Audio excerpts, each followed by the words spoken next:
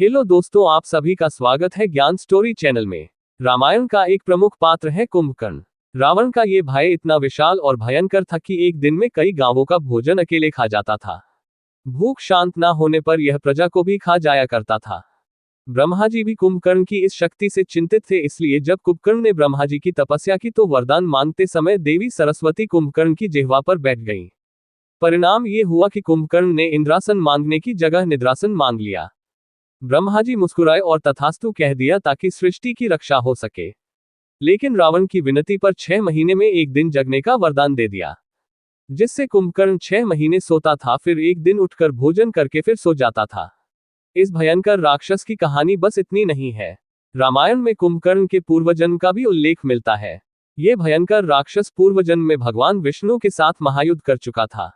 पूर्वजन्म में भगवान विष्णु को युद्ध के लिए ललकारते हुए ये बैकुंठ में पहुंच गया था। यहाँ भगवान विष्णु के साथ इस असुर ने अपने भाई के साथ मिलकर 5000 साल युद्ध किया था, जिसका जिक्र देवी भागवत पुराण में भी मिलता है। पूर्वजन्म में कुंभकर्ण मधु नामक असुर था और इसका भाई कैटभ था। भगवान विष्णु से युद्ध करते हुए जब 5000 साल हो गए तब देवी योगमाया ने इसकी बुद्धि का हरण कर लिया और वह हंकर में आकर भगवान विष्णु से ही वरदान मांगने के लिए कहा। बस यही भूल कर गया यह असुर। भगवान विष्णु ने कहा कि तुम अपनी मृत्यु का उपाय बताओ। अपने ही वचन में फंसा हुआ मधु कैटभ अब कुछ कर नहीं सकता था। इसने बताया कि उसकी मृत्यु केवल भगवान की जंघा पर हो सकती है। भगवान ने अपने शरीर का विस्तार करना शुरू किया और अपनी जंघा में फंसाकर इन दोनों का सिर सुदर्शन चक्र द्वारा धड़ से अलग कर दिया। कुंभकर्ण राक्षस होकर भी राम की माया को जानता था। इसने रावण को समझाने का भी प्रयास किया था कि राम कोई सामान्य मनुष्य नहीं है, इनसे युद्ध करके राक्षस जाति का विनाश होना तय है। लेकिन रावण अपने अहंकार में चूर था। उसने कुंभकर्ण को ही बुरा भला कहना शुरू कर दिया।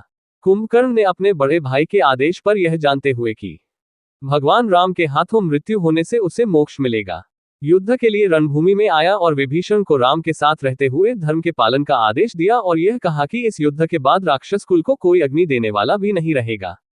उस समय केवल तुम ही बचोगे जो उनका अंतिम संस्कार करके उन्हें मुक्ति दिला सकते हो। मान्यता के अनुसार रावण व कुंभकर्ण अपने पूर्व जन्म में विष्णु के द्वारपाल थे।